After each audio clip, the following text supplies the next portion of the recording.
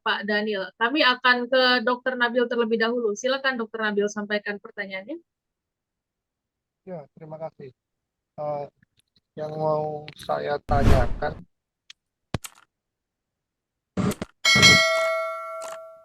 Ya, silakan. Suaranya sudah jelas terdengar di kami. bagaimana merubah peradaban yang seperti di negara ini yang sudah memandang korupsi itu sebagai hal yang biasa dan sudah lumrah. Apakah kalau dibilang edukasi tadi juga pendidikannya juga tinggi? Apakah religius? Mereka kebanyakan juga religius. Nah, masalah moral. Moral itu apakah bisa dipaksa ataukah cuman hanya role model dari seorang pemimpin yang bisa merubah mereka semua? Monggo tanggapannya. Jadi bagaimana, apakah hanya dengan moral saja menyadarkan mereka yang sudah membudaya korupsi, atau mungkin ada pendapat yang lain, jawaban yang lain? Terima kasih. Ya, terima kasih Dr. Nabil. Silakan Pak Felix untuk ditanggapi. Ya, terima kasih banyak pertama kepada Dr. Nabil tentang bagaimana kita atasi persoalan korupsi di negara kita. Apakah transformasi moral itu mencukupi? Memang moral itu berhubungan dengan sesuatu yang sangat sangat personal, ya. Soalan perubahan, soalan yang dari dalam. Tapi hemat saya tidak cukup. Reformasi moral, reformasi kultural untuk mengatasi persoalan ketidakadilan struktural, misalnya korupsi itu, reformasi moral tidak cukup. Tapi kita butuh semacam ya gerakan bersama sebenarnya, dengan ya gerakan sosial, gerakan bersama untuk melihat ini. Saya beri contoh misalnya kasus Sambo itu. Kasus Sambo itu kan tuntutan publiknya tinggi sekali karena terbuka, transparan. Kekuatan bersama itu bisa mengubah reformasi moral juga dalam struktur orang-orang yang berada di sistem itu. Itu ada tekanan juga, tekanan bersama. Bukan tadi saya gambarkan kekuasaan itu, kekuasaan dalam konteks bersama. Kekuasaan itu idealnya dalam konteks ideal kebersamaan. Jokowi terbuka terhadap situasi. Pada masa Soeharto, kekuasaan dalam konteks kebersamaan itu tidak ada. Kekuasaan itu kan dari pribadi yang memutuskan. Karena itu transformasi moral ideal, tapi belum cukup untuk mengatasi persoalan itu. Memang negara itu kan sebuah sistem yang rumit, luas, kompleks, dan manusia yang berada di dalam juga rumit, karena tensi dalam kepribadian, kebebasan pribadi, dan terbatasan di dalam diri, tapi dia terjebak di dalam struktur yang juga ya sudah birokrasi yang kotor, tapi juga hukum progres yang sering maju, tapi juga seringkali belum cukup. Dituntut reformasi moral, reformasi kultural juga belum cukup.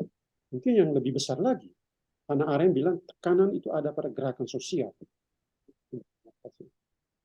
Tapi gerakan sosial yang dengan intensi yang baik, tidak dalam konteks yang negatif. Tentu saya bisa memberi tanggapan apa yang disampaikan oleh Dr. Nabil. Tapi kita tetap dalam konteks kesadaran tentang fragilitas politik, fragilitas struktur sistem, karena bertolak dari fragilitas manusia itu sendiri. Itu saya berbicara tentang kapabilitas dalam konteks kesadaran juga terhadap inkapabilitas. Falibilitas tetapi juga kapabilitas, kesadaran tentang falibilitas. Itu saja yang saya bisa beri tanggapan kepada Dr. Nabil. Ya, baik, terima kasih. Selanjutnya kami akan beralih ke pertanyaan berikutnya. Sudah ada Pak Daniel. Pak Panggabean, silakan.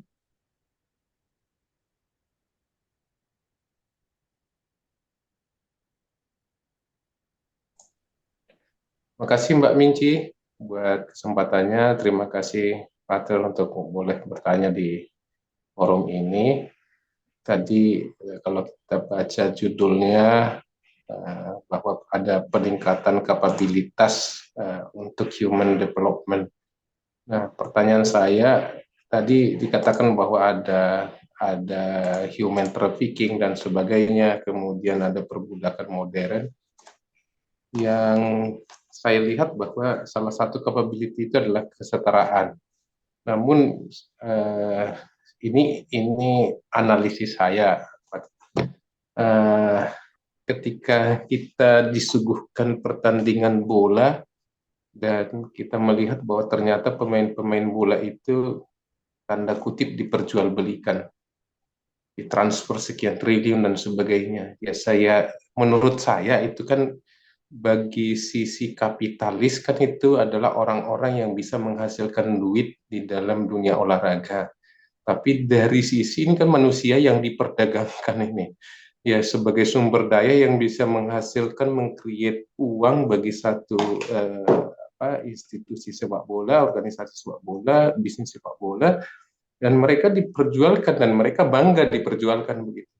Nah, sementara yang kita lihat tadi, kalau kita melihat human trafficking-nya yang kita anggap seperti perdagangan orang yang menjadi tenaga kerja di luar negeri, tapi ini yang sepertinya kita lihat bahwa sejatinya itu adalah perdagangan orang juga, walaupun mereka bangga dijual dan mereka mendapat kekayaan dari perdagangan itu. Nah, demikian juga di dalam human development tadi, bahwa sumber-sumber daya manusia terbaik bisa pindah dari satu perusahaan ke perusahaan lain, dan kadang-kadang saking memiliki kapabilitas, mereka menganggap ya saya tidak cocok sini, pindah ke tempat sana, bekerja dengan gaji yang lebih tinggi, pindah. Tapi faktanya baru setengah tahun di sini sudah pindah ke sana dan sebagainya, dan akibatnya mereka ya tadi yang dikejarkan uangnya gitu, bukan kepuasan di dunia kerja gitu. Nah, ini apa yang tanggapan Romo terhadap dua problematika ini? Terima kasih, Romo. Ya, terima kasih. Pak Daniel Panggabean, yang pertama, terima kasih untuk pertanyaan yang sangat kritis, refleksi. Pertanyaan yang sangat menarik. Untuk human trafficking jelas, mungkin itu dalam hubungan dengan tidak berdayaan seseorang yang butuh dukungan dari pihak lain, seperti yang kita alami sekarang. Tapi yang hemat saya menarik itu, bagaimana seorang pemain bola yang capable, skill yang tinggi, tapi kesadaran diri tentang kapabilitasnya juga terjebak di dalam kapitalisme. Misalnya sepak bola itu kan kapitalis. Ya, pemilik klub itu kan orang-orang kaya semua. Dan orang kaya itu mereka membangun struktur sistem, dan di dalam struktur dan sistem itu pemain-pemain yang capable seperti Messi, tanpa kesadaran tentang itu dia masuk ke dalam situasi itu. Memang di situ masuk ke dalam dilema moral sebenarnya, dengan dilema harga diri. Memang saya pikir saya tidak sampai ke refleksi ini, tapi persoalan ini menjadi, ya hemat saya perlu refleksi lebih jauh. Bagaimana seorang pemain sepak bola yang punya skill yang tinggi, dia sebenarnya sangat capable, tapi dia menjual kapabilitas itu masuk ke dalam jargon kapitalisme. Sepak bola itu kapitalis. Nah, di sini mungkin kita kembali lagi ke dalam pengolahan kemanusiaan, cultivating humanity tadi. Melihat masa depan kemanusiaan kita dalam konteks yang lebih luas. Apakah pemain bola yang hebat itu dia mempunyai sadaran imajinasi kreatif yang baik tentang kapabilitas di dalam dirinya, agar tidak terjebak di dalam struktur kapitalis sepak bola itu sendiri, atau pemain bola itu juga seorang kapitalis, dia kaya.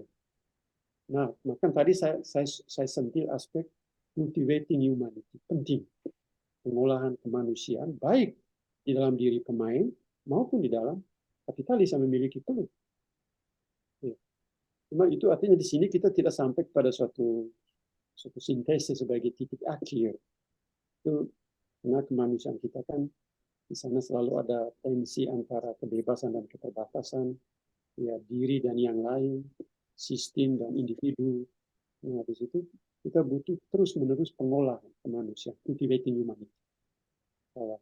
Jadi kapabilitas itu sebagai suatu momen kesadaran di mana kita melihat kesanggupan-kesanggupan sekaligus tetap terbuka terhadap imajinasi kritis dan kreatif tentang diri kita dan di mana kita berada.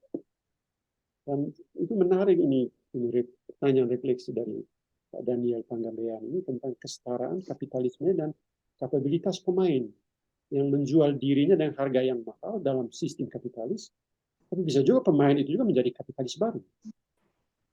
Kayak kan menjadi Ronaldo.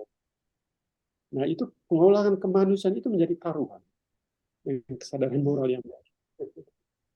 Itu saja Pak Daniel, saya bisa memberi komentar sebatas itu. Ya. Terima kasih atas pertanyaan. Ya, siap Romo yang kedua, Romo. Mohon izin. Pertanyaan saya yang kedua. Yang kedua, Ya, silakan Pak Panggabean. Ya, pertanyaan saya yang kedua tadi, kan ada kalanya orang mempunyai kapabilitas, namun tanda kutip sombong di dalam pekerjaannya. Dia bekerja di satu tempat, dia punya keahlian, ada penawaran dan pindah ke sana, ada penawaran lagi pindah ke tempat lain, dan akhirnya kan yang menjadi tujuannya adalah tadi ada sisi kemanusiaannya, tapi yang dikejarnya kan adalah materialisme.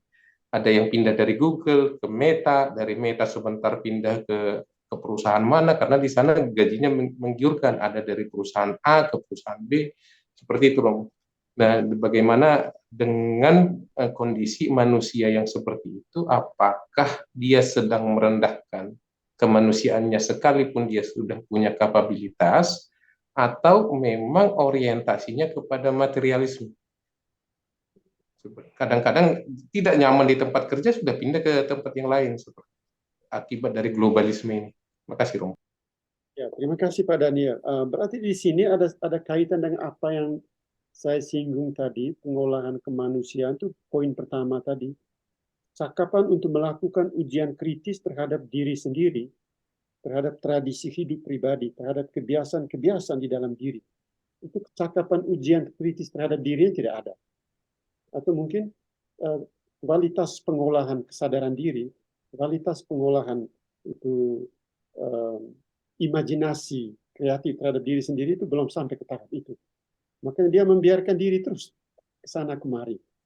Maka tadi dibilang cultivating humanity, pengolahan kemanusiaan, tapi salah satunya kecakapan untuk melakukan ujian kritis terhadap diri sendiri dan tradisi hidup pribadi, kebiasaan hidup pribadi. Kita kan manusia, makhluk rasional, tapi rasionalitas kita harus diuji kembali dalam kaitan dengan kemampuan-kemampuan pribadi kita untuk melihat diri di tengah situasi di mana kita berada. Ya, saya kira demikian. Tapi di sini cakapan itu juga perlu dilihat dalam kaitan dengan orang lain. Imajinasi kreativitas kita perlu dilihat dalam hubungan dengan bagaimana orang lain melihat saya, mengukur saya. Jadi itu kecakapan melakukan ujian kritis terhadap diri sendiri. Ya, ya Pak Daniel, saya kira demikian. Jadi ya, ada kemampuan untuk berpikir dari sudut pandang seseorang yang berbeda dari saya, tapi juga kemampuan untuk melihat diri dengan ujian kritis terhadap diri, tapi selalu diukur juga dengan orang. Jadi kita pindah sana, pindah sini, tapi apakah itu membawa kita ke dalam situasi pengolahan diri kemanusiaan kita yang lebih baik atau lebih buruk? Makanya kecakapan ujian kritis terhadap diri sendiri itu penting.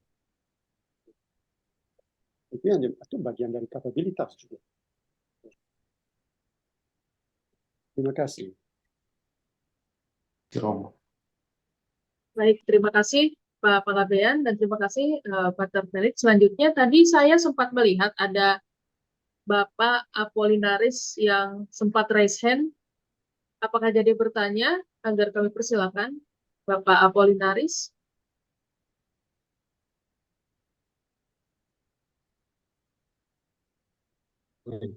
Halo, selamat malam.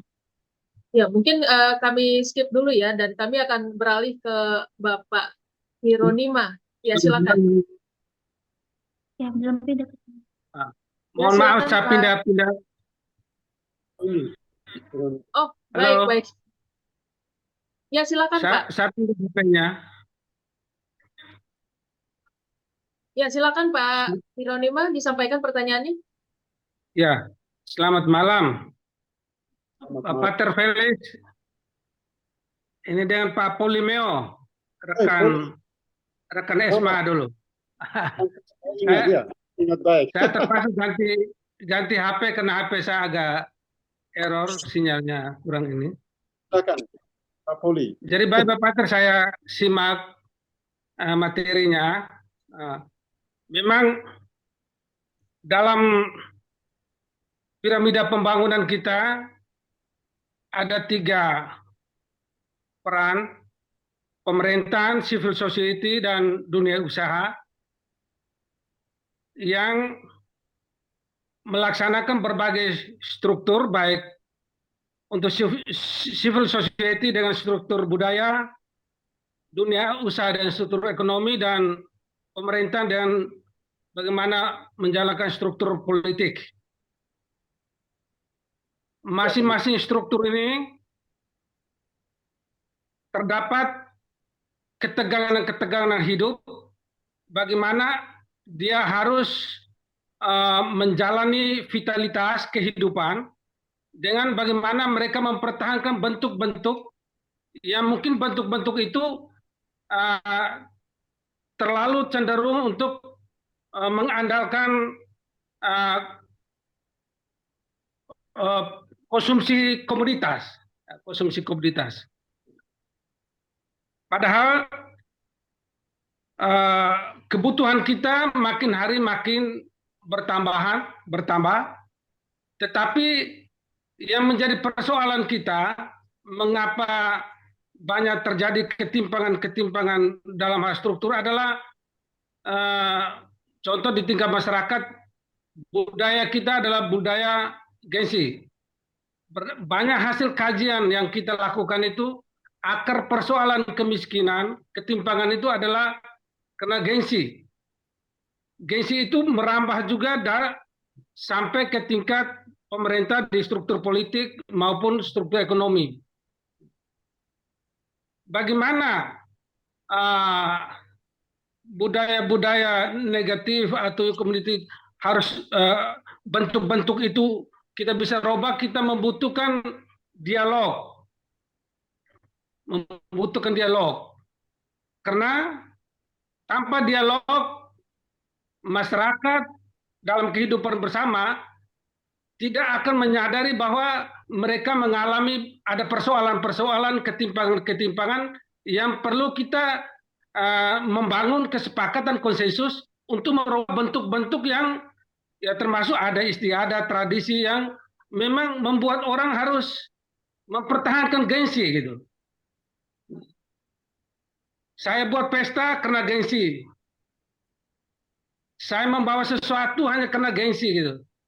Dan itulah yang membuat ya ketegangan-ketegangan hidup baik dalam keluarga, termasuk manifestasinya dalam bentuk ada kekerasan dalam rumah tangga maupun human trafficking itu gitu.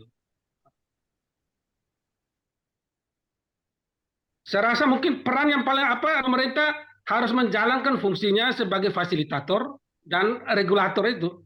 Kalau itu tidak dijalankan secara baik dan melihat persoalan-persoalan dari 3 bentuk struktur, baik struktur budaya, struktur ekonomi, dan struktur politik yang tidak bisa menciptakan hidup baik itu bersama maupun untuk orang lain. Artinya kita mau hidup bersama yang baik, berarti kita harus hidup hemat dan bisa berbagi. Kalau bisa kita mengalami minimal kelebihan gitu. Pak. Saya rasa itu dari saya.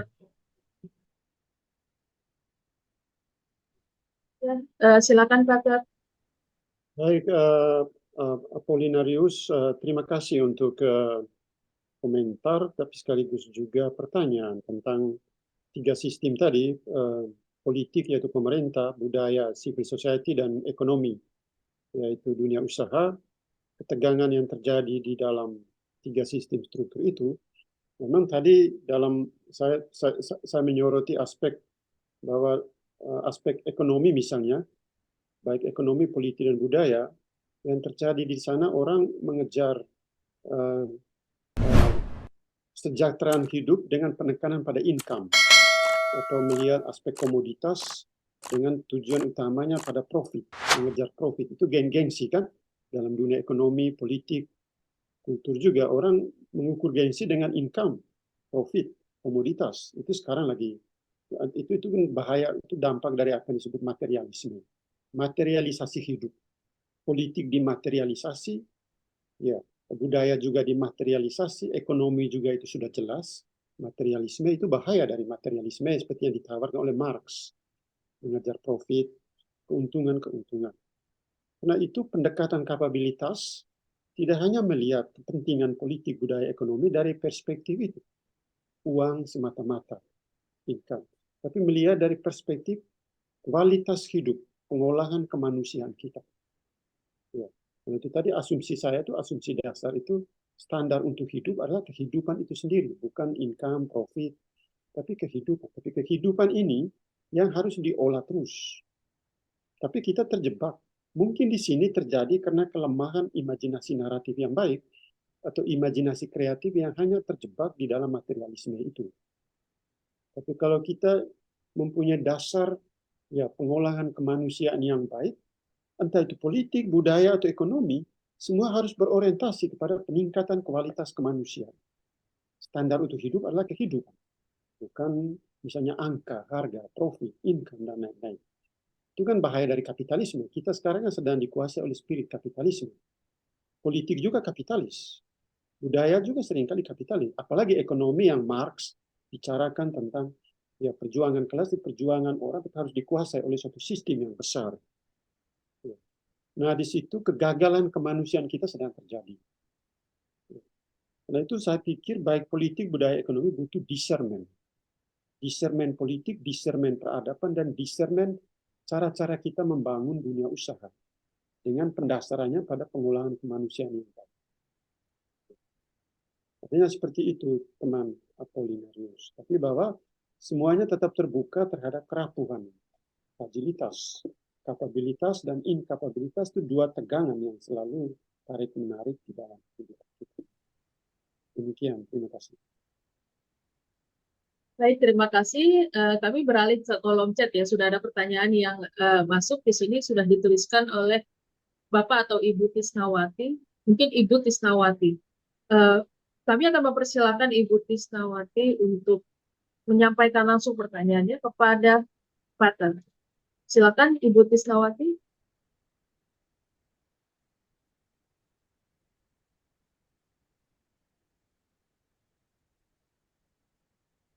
Selamat malam, Pater Felix.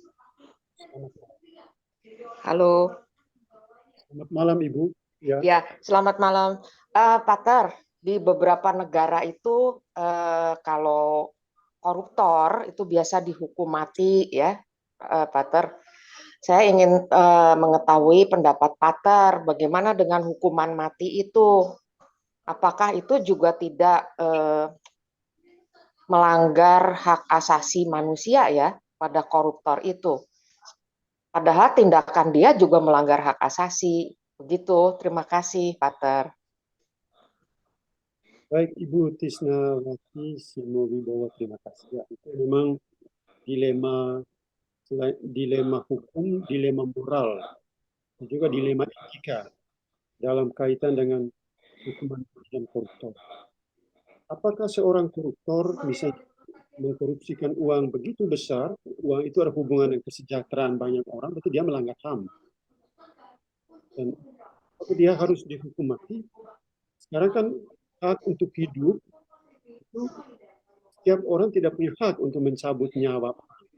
Kalau kita melihat dari segi iman misalnya, jangan membunuh. Tidak ada hak untuk mencabut nyawa orang. Tetapi orang koruptor yang merampas hidup orang banyak, misalnya dengan merampas uang begitu besar, itu kan melanggar HAM. Ya. Hemat saya memang penerapan hukuman mati selalu dengan dilema moral hak hidup. Di Indonesia, di Eropa tuh orang dari hukuman mati. Ya, kita belum menerapkan hukuman mati. Di Cina hidup penerapan hukuman mati. Ada dilema moral. Ya, hukuman mati untuk seorang koruptor mungkin dilihat dari ya kualitas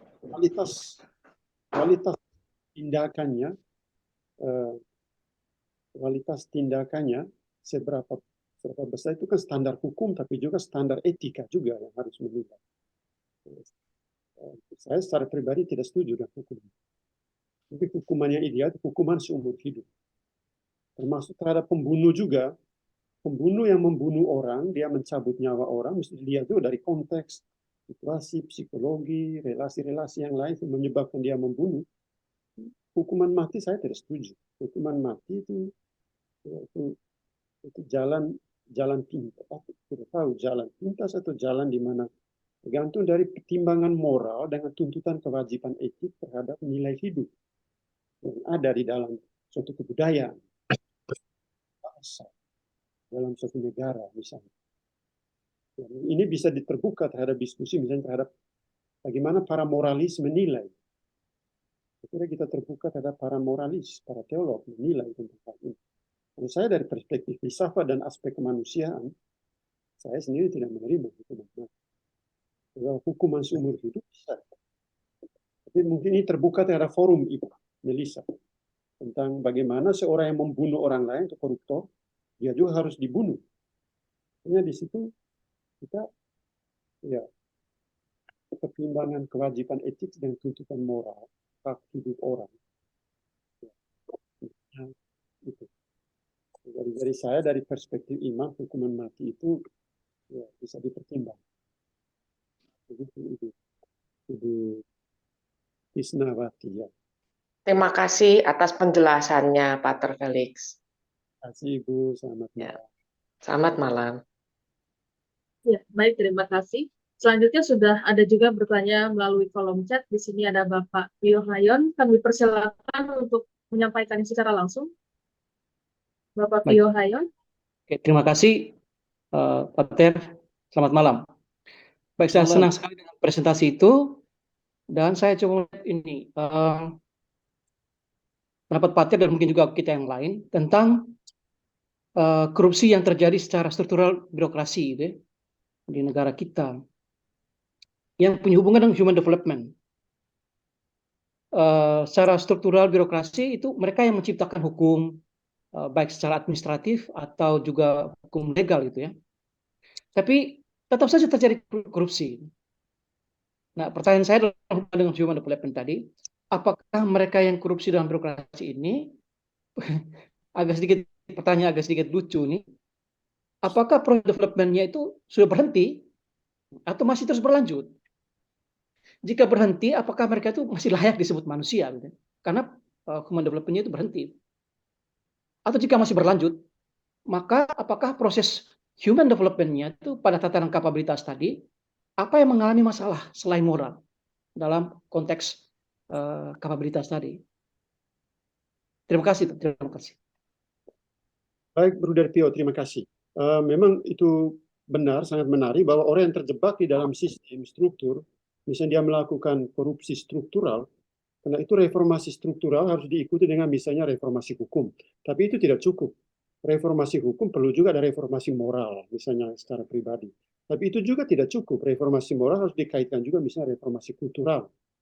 Tapi semua itu ada kaitan dengan apa yang Hannah Arendt bilang, gerakan bersama, kekuatan bersama.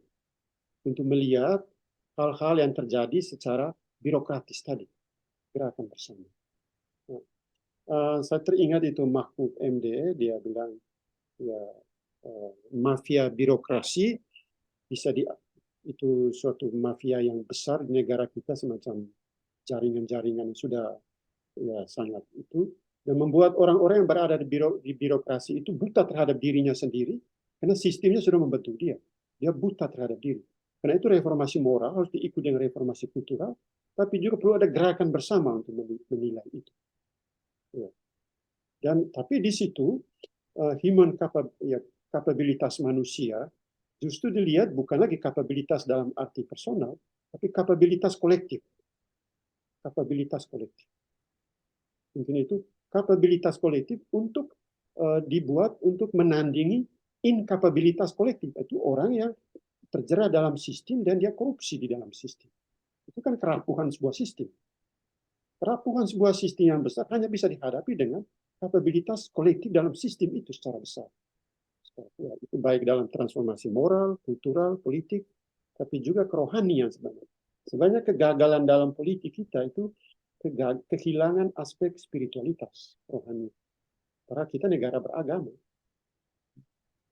Jadi kita menyebut Tuhan, tapi cara kita menjalani hidup adalah orang-orang yang tidak bertuhan. Ateis. Mungkin ateis lebih baik. Mungkin ada ateis yang tidak korupsi. Karena itu pertanyaannya, siapakah kita sebenarnya? Mungkin dalam konteks itu. Terima kasih, Bruder. Terima kasih untuk pertanyaannya yang menarik. Bruder Pio, terima kasih. Bruder Pio juga aktif ya menulis renungan, salah satunya di portal berita tribunnews.com. Ya, terima kasih Bruder Pio. Selanjutnya kami akan mempersilahkan Pak Joko Wiono untuk menyampaikan pertanyaannya. Silakan. Ya, terima kasih. Selamat malam, Pater. Saya Joko Wiono dari Yayasan Atmajaya Jakarta.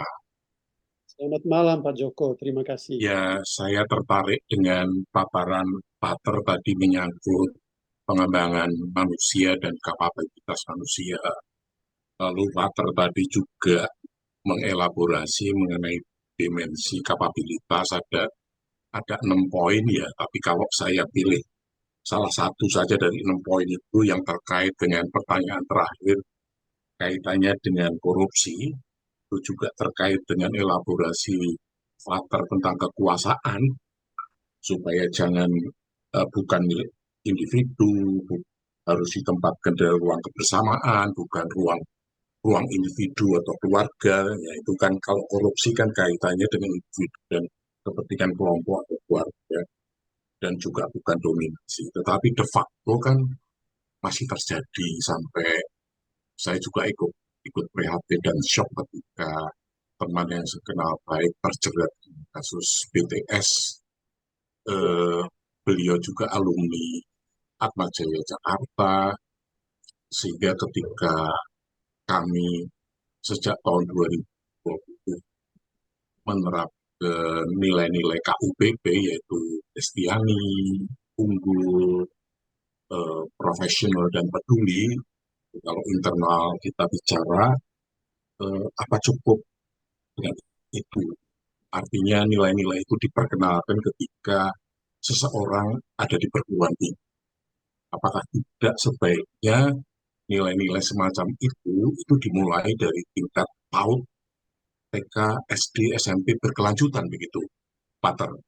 Jadi supaya pribadi-pribadi yang cerdas dan nanti dapat dapat kepercayaan untuk memegang kekuasaan publik, itu betul-betul sudah IQ, EQ, dan SQ-nya itu betul-betul sudah terintegrasi dan diperkenalkan dengan tingkat kemampuan pribadi-pribadi itu sejak PAUD, TK, SD, SMP, SMA, dan perguruan tinggi. Jadi berjenjang begitu, tapi tujuannya sama. Supaya ketika berpikir itu semuanya seperti yang dielaborasi sama Pater tadi mengenai 3 struktural sosial, ada budaya, ekonomi, politik, itu dia betul-betul sebagai seorang pejabat yang memegang kekuasaan sudah berpikir secara holistik, tidak parsial. Jadi itulah pentingnya pendidikan yang komprehensif, tidak parsial tapi holistik. Nah, saya minta opini Pater. Terima kasih. Terima kasih kepada Pak Joko Wiono. Ini komentar tapi sekaligus pertanyaan yang sangat menarik. Saya mengucapkan banyak terima kasih. Saya ini juga membuka kita pada kemungkinan untuk selalu berpikir holistik. Nah, tadi memang ditekankan tentang pentingnya interaksi sosial dalam sistem, struktur, tapi juga dalam model-model pendidikan kita dari awal, dari bawah sampai ke atas. Anak-anak dilatih dengan kecakapan sosial yang baik. Kecakapan sosial itu artinya dia dididik untuk membuka diri berpikir dari perspektif yang lain. Bukan hanya dari perspektif dirinya sendiri atau perspektif institusinya, tapi dari perspektif di luar dari yang lain. Misalnya bagaimana orang melihat saya nanti, atau agama lain melihat saya sebagai orang beragama tertentu, atau kelompok lain melihat saya. Itu yang disebut kecakapan dalam perspektif yang kedua tadi. Kecakapan melihat diri bukan hanya sebagai anggota dari suatu warga negara atau institusi atau kelompok, melainkan juga terutama sebagai makhluk insani yang terikat dengan makhluk insani yang lain melalui mutualitas pengakuan. Artinya kecakapan melakukan ujian kritis terhadap diri itu penting, autokritik. Tapi yang kedua, kecakapan melihat diri dari perspektif orang lain yang melihat saya. Mungkin itu sistem pendidikan kita perlu dibenahi. Ya, setuju. Setuju. Makanya kita ketika membangun agama politik tidak terjebak ke dalam politik identitas. Karena kita punya kecakapan melihat diri dari perspektif orang lain. Saya ingat itu seorang pemikir Prancis, misalnya Levinas. Levinas bilang itu Hitler itu dia adalah seorang totaliter. Dia membangun totalitas diri. Karena itu dia membangun suatu sistem politik ras bangsa Arya, Deutsch über alles. Makanya orang dibantai, 6 juta orang dibunuh. Itu karena totalitas subjek, totalitas diri. Maka Levinas melihat itu dan dia mengkritik bahwa kegagalan Hitler adalah dia tidak melihat dirinya diukur dari orang lain, dari yang lain. Misalnya wajah dari orang lain yang tidak berdaya itu dibunuh, itu wajah itu berbicara terus. Kelemahan kita di Indonesia, baik itu politik, agama, kemiskinan, kesanggupan di dalam diri untuk mengukur diri dari sudut pandang orang lain. Itu sangat miskin. Kemiskinan, ketiadaan kecakapan untuk mengukur diri dari perspektif orang lain. Kita hanya melihat diri dari perspektif kita saja. Baik dari institusi, struktur, itu suku, bangsa, itu sebenarnya kegagalan pengolahan kemanusiaan. Saya kira itu yang saya bisa beri komentar Pak Joko. Terima kasih untuk Terima kasih Pak. Terima kasih, luar biasa sekali ya. Untuk peserta pada malam hari ini, ada yang bergabung dari Yayasan Atmajaya. Terima kasih. Nah, selanjutnya apakah ada pertanyaan lagi, sahabat Circles? Kami persilakan. Masih ada waktu. Ya, silakan Pak Tony, silakan. Ya, selamat malam. Pak Felix, selamat malam. Tony, selamat malam ya. Iya, ini teman kelas ini. Terima kasih teman. Baik, saya tertarik dengan temanya ya, pendekatan kapabilitas. Tapi mungkin saya tarik sedikit kepada konteks politik praktis. Mengapa saya tertarik ke situ? Karena kita ini sudah mulai dengan tahun politik. Tahun depan ini ada pileg, ada pilpres, juga ada pilkada serentak seluruh Indonesia. Dan sudah mulai sekarang ini hawa politik itu sudah sangat terasa. Begini, ini banyak orang, termasuk saya ini juga menduga diri bahwa kami ini orang baik, orang yang punya integritas, ya, orang yang punya kapabilitas yang cukup untuk coba terjun masuk di dunia politik, di panggung politik itu. Harapan kami itu adalah barangkali dengan idealisme, dengan integritas diri dan kapasitas diri yang baik itu, barangkali ada harapan ketika kami terjun di panggung politik itu. Tapi setelah mendengar penjelasan pemaparan yang luar biasa dari Pak Felix tadi, saya juga mulai ragu, mulai cemas, karena ini panggung politik kita ini kan sudah begini lama terkerangkeng dalam budaya politik yang kita sama tahu sudah kurang kondusif lagi. Pertanyaan saya sederhana saja, apakah Pak Felix bisa menjelaskan sedikit melalui pendekatan kapabilitas ini, sehingga kami yang berniat terjun di panggung politik ini juga memiliki keyakinan bahwa kami kesana juga ya ada manfaatnya, ada kekuatan diri untuk bisa terjun di situ tanpa perlu cemas bahwa kami juga ikut ternoda di sana. Harapan kami juga ini kan semangatnya ini kan barangkali bisa ikut terlibat membawa apa ya perubahan perbaikan di sistem yang sudah di budaya politik yang agak kurang bagus. Jangan sampai kami bukannya membuat jadi baik tapi juga ikut bikin rusak ini. Saya kira hanya itu saja, barangkali Pak Trivelis bisa ada penjelasan melalui pendekatan kapabilitas ini. Terima kasih, selamat malam. Baik, yang pertama saya senang sekali teman kelas saya, Tony, bisa hadir di forum ini. Terima kasih teman. Ya, terima kasih, saya senang, saya bahagia. Yang kedua, saya coba berusaha menjawab dengan pertanyaan teman yang menarik. Teman terlibat di politik praktis. Dan karena terlibat di politik praktis, pasti di sana teman banyak berkecimpung dengan rasionalitas praktis. Artinya pertimbangan praktis. Nah, itu mungkin di situ abstraksi berpikir banyak dikuras. Abstraksi berpikir dalam politik dikuras ke dalam politik praktis itu, rasionalitas praktis. Rasionalitas praktis hemat saya untuk seorang politisi seperti teman itu penting. Tapi pentingnya rasionalitas praktis dalam politik praktis perlu didukung dengan apa yang disebut kebijaksanaan praktis. Ya, kebijaksanaan praktis. Dan itu dalam pendekatan kapabilitas ini juga merupakan satu bagian dalam kaitan dengan kebijaksanaan praktis, misalnya kesanggupan untuk berpikir baik tentang isu-isu politik yang menyentuh bangsa, menguji, merefleksikan, berargumen, berdebat, serta berdeliberasi, tapi dengan fokusnya misalnya pada kebajikan-kebajikan umum. Dan politisi yang demikian, asal didukung juga dengan integritas, politisi yang demikian saya yakin dia akan dikejar oleh massa, oleh rakyat.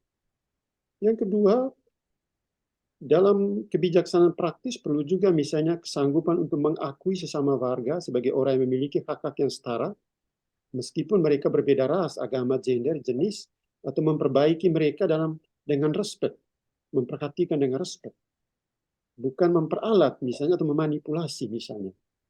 Ya, saya memang politik itu gangguan yang paling besar itu gangguan terhadap kebajikan moral atau integritas dari seseorang.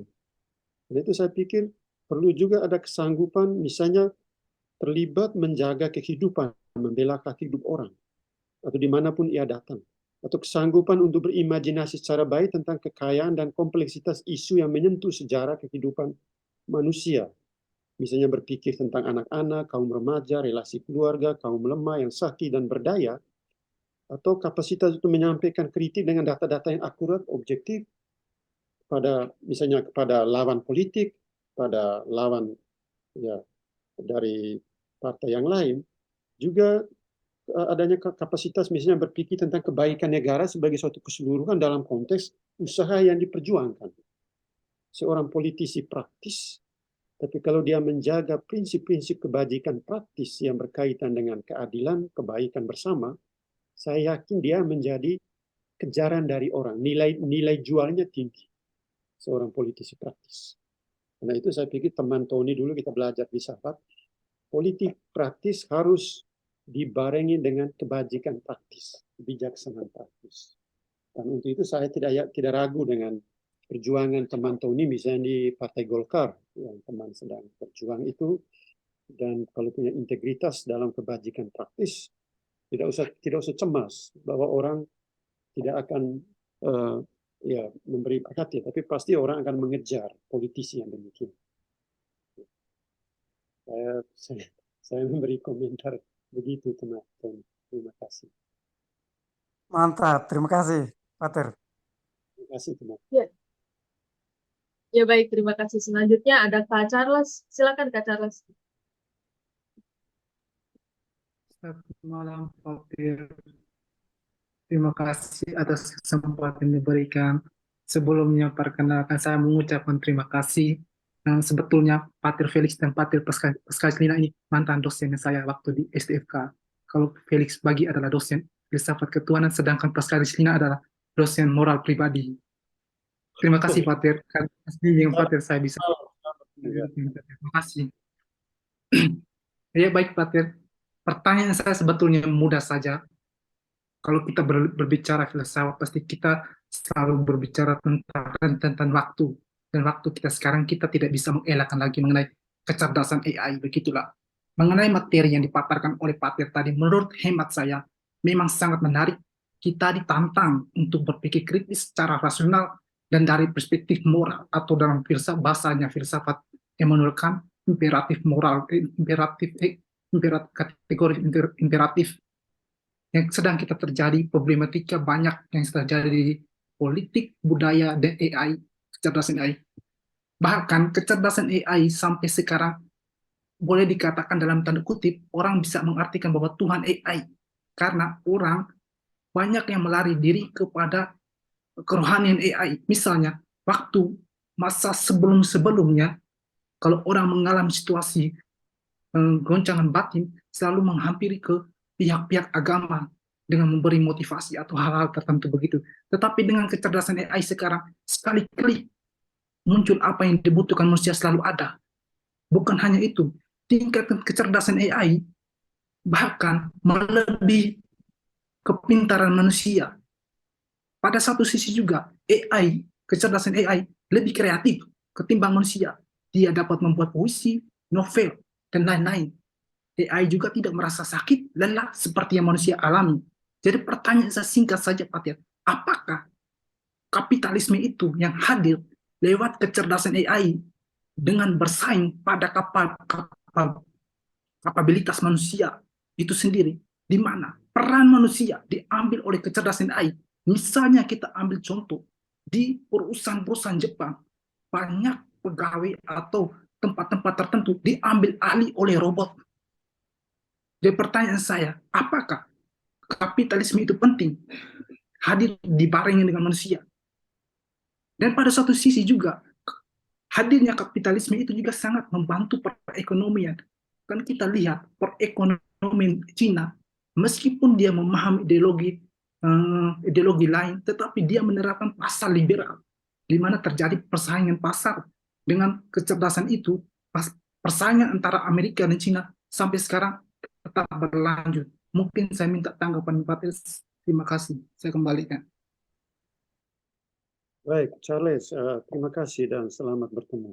Saya senang ada mantan mahasiswa saya yang hadir dan bisa berdiskusi. Ya, teknologi itu diciptakan oleh manusia, apapun, robot, ya, artificial intelligence, diciptakan oleh manusia. Karena dia diciptakan oleh manusia, dia itu tidak sama dengan manusia. Dan yang kedua, dia adalah suplemen saja. Manusia menciptakan teknologi untuk mensuplemen tambahan untuk kehidupannya supaya lebih bervariasi. Tapi kalau manusia menciptakan teknologi, kemudian dia harus tunduk kepada ciptaannya, hemat saya manusia kalah. Ya. Pada kali lalu, karena itu di sini kita memang kesadaran kita sedang diserbu oleh teknologi ini. Sekarang ini kan sedang diserbu. Memang kita pakai istilah kecerdasan, tapi istilah itu dikenakan untuk alat yang kita ciptakan. Karena kecerdasan itu ada hubungan dengan potensi berpikir di dalam otak manusia, itu kecerdasan. Tapi ketika kita pakai term ini untuk alat, misalnya robot, kita pakai kecerdasan, tetap kecerdasan dari robot, dari alat, teknologi itu hanya suplemen saja. Suplemen. Tapi sebenarnya yang mau saya katakan lebih jauh, yaitu kita tidak tenggelam di dalam bahaya objektifikasi teknologi. Ya, artinya teknologi menjadi subjek, kita menjadi objektifikasi. Dan karena itu saya menganjurkan aspek yang penting dalam kaitan dengan bagaimana kita berhadapan dengan teknologi, yaitu kita perlu membuat kembali apa yang disebut discernment peradaban. Ya, discernment peradaban dalam hidup kita, discernment peradaban. Artinya discernment peradaban itu maksudnya bertujuan untuk memperkuat motivasi kita di balik komitmen sosial, budaya, dan juga politik, di mana kita memilih dalam konteks global suatu cara berada sebagai manusia, cara hidup sebagai manusia, cara memiliki sesuatu, cara mendapatkan sesuatu, cara menggunakan teknologi, cara bekerja, cara membagi hasil kerja, dan lain-lain. Tapi kita itu memilih untuk meningkatkan kesejahteraan hidup. Tapi tidak dalam konteks kita lalu tenggelam di dalam apa yang kita pilih. Heidegger berbicara tentang Dasman. Jadi Dasein, manusia itu berada di dalam dunia, dia aktif, terlibat, tenggelam di dalam seluruh teknologi ciptaannya, tapi dia sampai bahaya, dia mengalami kehilangan subjek, jati diri. Itu yang disebut Dasman. Nah, itu sebenarnya tantangan yang paling besar dari manusia di zaman ini. Maka saya menganjurkan apa yang disebut discernment kebudayaan harus tetap selalu ada, discernment peradaban, supaya kita tidak terjebak di dalam objektifikasi. Seberapapun kecanggihan teknologi, HP, AI, robot, tetap itu alat, suplemen saja. Itu diciptakan oleh manusia. Dia tidak punya suara hati, dia tidak punya kesadaran dalam arti yang lebih dinamis seperti otak manusia. Tapi kalau manusia tidak sanggup mengambil jarak dan menenggelamkan diri di dalam AI, itu yang disebut Dasman. Kehilangan otentisitasnya. Dia menjadi inotentik, tidak otentik lagi sebagai manusia. Dan sekarang memang sedang terjadi banyak subjek manusia karena begitu tenggelam di dalam alat-alat tadi, teknologi, dia menjadi inotentik. Bisa juga dia menjadi Dasman. Ya, itu yang disebut ada anonim. Dia berada tapi anonim, kehilangan kesadaran yang mendalam karena tenggelam di dalam teknologi itu alat. Dan bahaya dari subjektifikasi dari alat itu yang bahwa manusia tidak lagi mampu mengambil jarak dengan itu. Itu dia tenggelam dalam Dasman. Menjadi tidak otentik lagi. Saya kira itu Charles yang bisa memberi komentar. Memang itu tantangan kita masuk ke dalam ambiguitas hidup. Dan itu ambiguitas nilai. Apalagi kerohanian. Terima kasih. Baik, terima kasih. Menarik ya jika membahas tentang artificial intelligence. Saya kira Pater Felix boleh nanti berkenan untuk membahas di topik berikutnya mengenai AI dan juga peradaban manusia.